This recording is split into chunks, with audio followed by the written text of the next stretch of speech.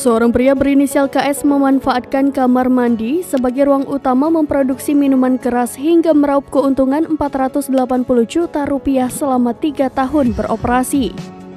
Namun, kegiatan ilegal pria di Kalideres, Jakarta Barat ini terhenti setelah terbongkar oleh aparat Polres Pelabuhan Tanjung Priuk, Jakarta Utara. Diinformasikan Polres Pelabuhan Tanjung Priuk menggerebek sebuah rumah di wilayah Kalideres, Jakarta Barat yang dijadikan tempat produksi minuman keras palsu. Di dalam rumah 2 lantai itu tersangka KS telah menjalankan bisnis haramnya selama 3 tahun belakangan dan telah meraup keuntungan Rp480 juta. Dari pengamatan tribunjakarta.com dari foto penampakan rumah tersebut, terlihat bahwa kediaman tersangka KS yang dijadikan pabrik miras oplosan ini cenderung sempit.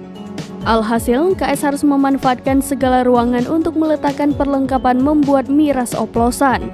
Salah satunya kamar mandi yang dijadikan tempat penampungan dan pencucian botol-botol beling sekaligus pengisian alkohol oplosan. Di kamar mandi itu terlihat ratusan botol-botol yang telah diisi diletakkan KS di dalam ember. Ada juga sebuah galon berisi alkohol oplosan yang nantinya akan dipakai mengisi botol-botol kosong tersebut. Galon itu dilengkapi keran untuk mempermudah pengisian miras ke dalam botol. Sementara itu, lantai 2 rumah KS dijadikan tempat penyulingan minuman keras. Beberapa drum yang dilengkapi selang disiapkan KS untuk menyuling miras dengan campuran alkohol medis, air, serta bahan perasa tertentu.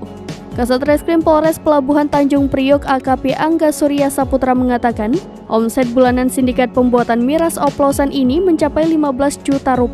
Angga mengatakan KS merupakan otak di balik penjualan miras oplosan ini.